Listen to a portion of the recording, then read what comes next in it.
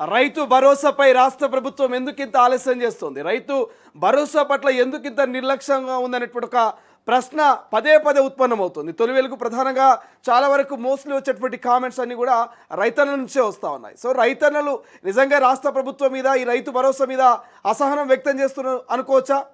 అంటే ఖచ్చితంగా ఇప్పుడు మనం చూస్తూ ఉన్నాము రైతులకు సంబంధించినటువంటి విషయంలో ముఖ్యంగా అప్పుడు గత ప్రభుత్వంలో వచ్చినటువంటి మేరకు కూడా ఈ ప్రభుత్వంలో రావట్లేదు అనేటువంటి ఒక అపవాదు చూస్తూ ఉన్నాం. దాంతోపాటుగా ముఖ్యమంత్రి రేవంత్ రెడ్డి స్వయంగా అసెంబ్లీ వేదికగా చెప్పడం జరిగింది, ఎవరైతే పంటలు పండించే వాళ్ళు ఉన్నారో, అసలైనటువంటి రైతులు ఉన్నారో వారికి మాత్రమే మేము రైతు భరోసాను విడుదల చేస్తామని చెప్పినటువంటి సందర్భం. మరికొద్దిసార్లు 5 ఎకరాల లోపు ఉన్నటువంటి వారికి మాత్రమే 5 ఎకరాల లోపు మాత్రమే ఈ యొక్క రైతు భరోసా ఇస్తామని చెప్పినటువంటి సందర్భం. ఇట్లా పలు రకాలైనటువంటి కండిషన్స్ కోసం కూడా ఎవరైతే అసలైనటువంటి అర్హులైనటువంటి రైతులకే ఈ యొక్క రైతు భరోసా నిధులు పోవాలనేటువంటి ఉద్దేశంతో ప్రభుత్వం కొంచెం ఆలస్యం చేస్తున్నటువంటి మాట వాస్తవమే. ఇక గుట్టలకు ఏదైతే వెంచర్లు చేసి అమ్ముతున్నటువంటి వారికి కూడా ఈ యొక్క రైతు భరోసా నిధులు పడుతున్నటువంటి దాఖలాలు మనం చూస్తూ ఉన్నాం. కాబట్టి వాటిని ఖచ్చితంగా రెడ్ మార్క్ పెట్టి లేపేయాల్సినటువంటి సందర్భాన్ని కూడా ప్రభుత్వం యోచిస్తూ ఉంది. అన్ని రకాలైనటువంటి అర్హతలు ఉన్నటువంటి వారికి మాత్రమే రైతు భరోసా నిధులు వేయాలని చెప్పేసి ప్రభుత్వం ఆలోచిస్తున్నటువంటి నేపథ్యంలో ఈ యొక్క ఆలస్యం జరుగుతుందని అధికారులు అయితే చెప్తా ఉన్నారు. ఖచ్చితంగా ఈ యొక్క మంత్రివర్గ భేటీ తర్వాత ఈ యొక్క యాసంగికి సంబంధించినటువంటి రైతు భరోసా నిధులు విడుదల అవుతాయి అనేటువంటి మాటలు అయితే సెక్రటరీ వర్గాల నుంచి అయితే వస్తున్నటువంటి సందర్భం. ప్రధానంగా రైతన్నల నుంచి కొన్ని కామెంట్స్ వస్తూ ఉన్నాయి. అంటే రైతులతో రాష్ట్ర ప్రభుత్వం దాగుడు మూతలాడుతోంది, ఎన్నికల్ని అడ్డు పెట్టుకొని రైతు భరోసాను ఆపే ప్రయత్నం చేస్తుంది. ఇప్పుడు మరలా కాంగ్రెస్ పార్టీ జెడ్పీటీసీ ఎంపీటీసీ ఓట్ల కోసమే ఈ రైతు భరోసాను ఆపింది అనేటువంటి ఒక చర్చ ఇటు రైతన్నలోనూ అటు ప్రతిపక్ష పార్టీల నుంచి వస్తున్నటువంటి ప్రశ్న. సో దీనికి కాంగ్రెస్ పార్టీ నుంచి ఎటువంటి సమాధానాలు వస్తూ ఉన్నాయి, మీ దగ్గర సమాచారం ఏంటి? అంటే ఇప్పటికీ కూడా కాంగ్రెస్ పార్టీ ఒకటే మాట చెప్తా ఉంది, మేము సర్పంచ్లను గెలిచాము, ఇటు ఏదైతే మండలికి సంబంధించి మండల స్థాయిలో జరిగేటువంటి మున్సిపాలిటీలను గెలిచాము, మొత్తం మీద మాకు ప్రజల యొక్క మద్దతు ఉందనేటువంటి మాటనే చెప్తా ఉన్నారు. కానీ ఇక రైతులకు సంబంధించినటువంటి విషయంలో ఏం జరుగుతూ ఉంది ఏంటి అనేటువంటి ఆలోచన చేస్తున్నట్టుగా మాత్రం ఇంకా కనబడట్లేదు. మరి ఈ మంత్రివర్గ సమావేశంలో ఖచ్చితంగా ఒక నిర్ణయం తీసుకోబోతున్నారు అనేటువంటి సమాచారం అయితే వస్తుంది. ఖచ్చితంగా రైతు భరోసా నిధులకు సంబంధించి లేట్ చేయరు, ఎందుకంటే ఎంపీటీసీ జెడ్పీటీసీలో గ్రామ స్థాయిలో ఉన్నటువంటి రైతులు ఓట్లేస్తారు కాబట్టి వారి యొక్క మన్ననలు పొందడానికి వారి యొక్క ఓట్ల కోసమైనా ఖచ్చితంగా యాసంగికి సంబంధించినటువంటి రైతు భరోసా నిధులను విడుదల చేస్తారనేటువంటి మాటలు అయితే వింటా ఉన్నాం రాజకీయ విశ్లేషకుల నుంచి.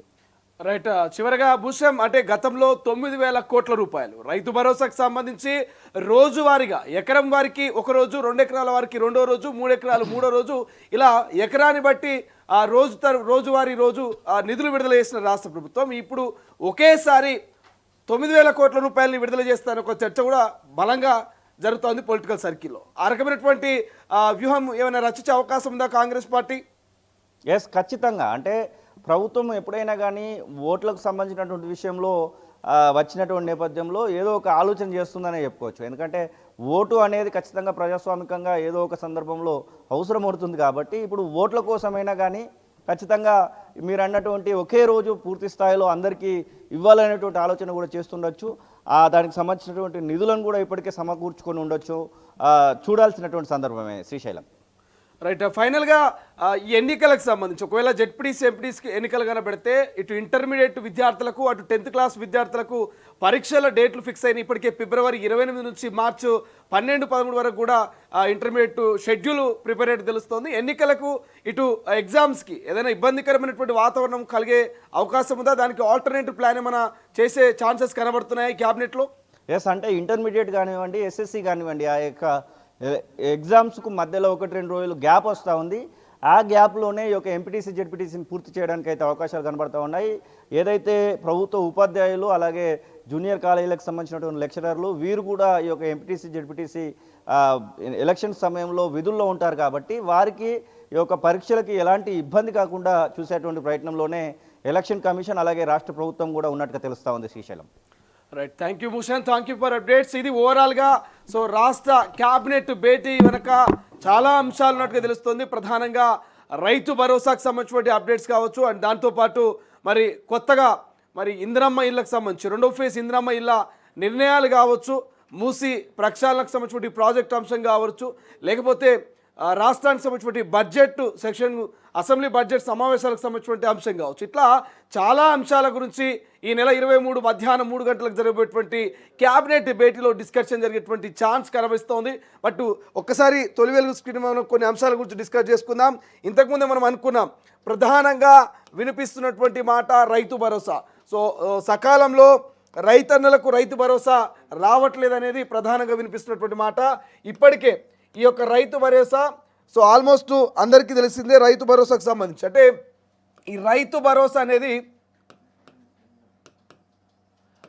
భరోసాకు సంబంధించి ప్రధానంగా రైతులకు మరి పంటను వేసుకునే ముందు, అంటే పంటకు సంబంధించి వాళ్ళు సాగు చేసే ముందు రైతులకు భరోసా ఇవ్వాల్సినటువంటి అవసరం ఉంటుంది. రైతు భరోసా డబ్బులు అంటే వాళ్ళు పంట సాగుకు సంబంధించి నాట్లు వేసుకోవడానికో, లేకపోతే మందులు కొనుక్కోవడానికో, లేకపోతే ఈ కూలి డబ్బులకో రాష్ట్ర ప్రభుత్వం అందించాల్సిన అవసరం ఉంటుంది. కానీ రైతులు ఇప్పటికే వరి నాట్లు వేశారు, ఆ వేసినటువంటి నాట్లు పైరు కూడా పెరుగుతున్నటువంటి పరిస్థితి మనకు కనిపిస్తుంది. ఇంకో 4 రోజులు అయితే కోతలకు కూడా వస్తుంది. అయినప్పటికీ కూడా రైతు భరోసా డబ్బులు రైతుల ఖాతాలో బలే. సో ఇక్కడనే రాష్ట్ర ప్రభుత్వం మీద కొంత రైతుల నుంచి వ్యతిరేకత వస్తుంది. కేసీఆర్ ఉన్నప్పుడు గతంలో చెట్లకు పుట్టలకు గుట్టలకు వేసినా కానీ సకాలంలో రైతు భరోసా వేసిరు. ఈ రాష్ట్ర ప్రభుత్వం ఇంత ఫిల్టర్ చేసినా కేవలం దుక్కి దున్నేటువంటి రైతులకు, సాగు చేసేటువంటి నేలకు మాత్రమే రైతు భరోసా వేస్తామని చెప్పి ఫిల్టరైజ్ చేసి రైతు భరోసా డబ్బులు వేస్తున్నప్పటికీ ఎందుకు ఈ వేసవికి సంబంధించినటువంటి, యాసంగికి సంబంధించినటువంటి రైతు భరోసా డబ్బుల్ని సకాలంలో చెల్లించలేకపోతున్నది? ఎందుకు ఈ రాష్ట్ర ప్రభుత్వం రైతుల పట్ల ఇంత నిర్లక్ష్యం చేస్తున్నటువంటి ఒక ప్రశ్న ప్రజల నుంచి తలెత్తా ఉంది, ప్రతిపక్షాల నుంచి తలెత్తా ఉంది. బట్ రాష్ట్ర ప్రభుత్వం మాత్రం ఖచ్చితంగా మొన్నటి వరకు మున్సిపల్ ఎన్నికల కోడ్ అమల్లో ఉండే, సో కొన్ని కారణాల వల్ల రైతు భరోసా డబ్బులు ఆపినాం. ఈసారి మాత్రం ఖచ్చితంగా రైతుల ఖాతాల్లో ఏకకాలంలోనే 9,000 కోట్ల రూపాయలు వేస్తామన్నట్టు ఒక చర్చ జరిగింది. సో చర్చ జరిగింది. 17న రైతు భరోసా డబ్బులు రాబోతున్నటువంటి కొన్ని లీకులు కూడా వచ్చినాయి. బట్ ఆ లీకులు నిజంగా లేనటువంటి పరిస్థితి.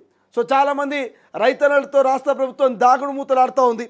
ఓట్లు దండుకోవడానికి ఈ ప్రచారం చేస్తున్న ఒక చర్చను ప్రతిపక్షాలు చేస్తున్నటువంటి పరిస్థితి. బట్ ఏది ఏమైనప్పటికీ ఈ నెల 23వ తారీఖున మాత్రం మరి రాష్ట్ర ప్రభుత్వం రైతు భరోసాకు సంబంధించి ఒక నిర్ణయం తీసుకుంటుందని ఒక చర్చ అయితే జరుగుతోంది. బట్ ఆ నిర్ణయం ఎట్లుంటుంది, ఆ నిర్ణయం ఎలా ఉండబోతున్నది? నిజంగా ఏకకాలంలోనే 9,000 కోట్ల రూపాయలు రైతుల ఖాతాలో రైతు భరోసా డబ్బులు పడబోతున్నాయా?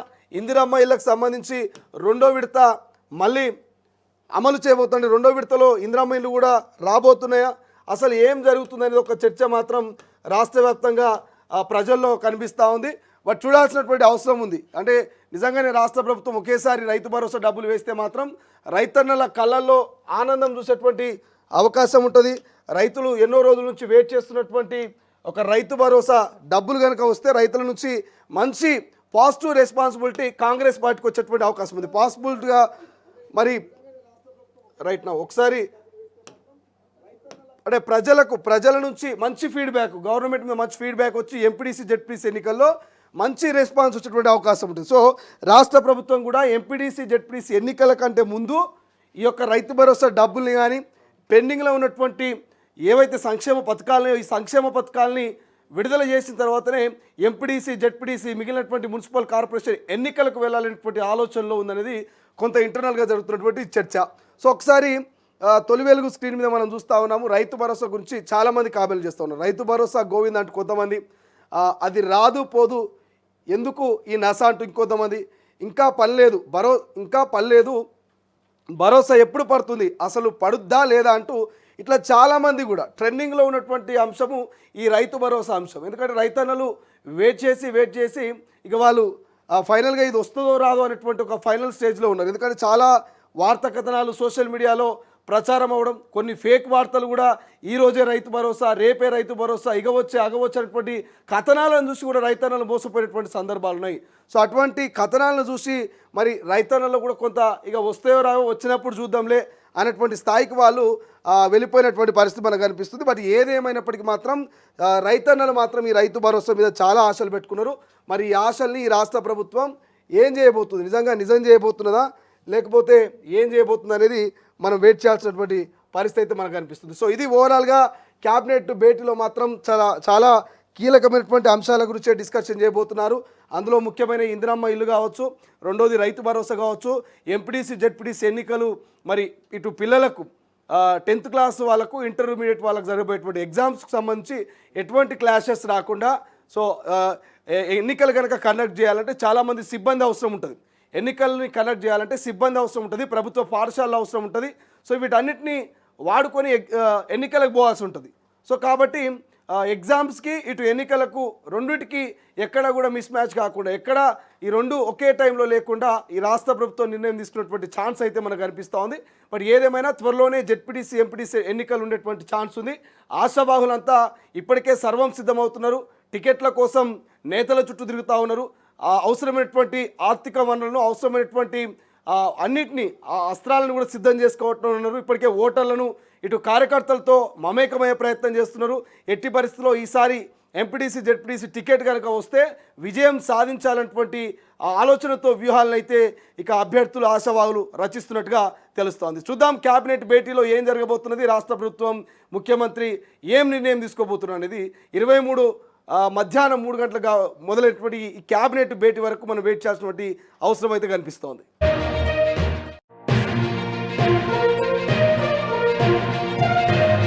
అసలైన తొలి వెలుగు. ఫాలో వాట్సాప్ @తొలి వెలుగు official.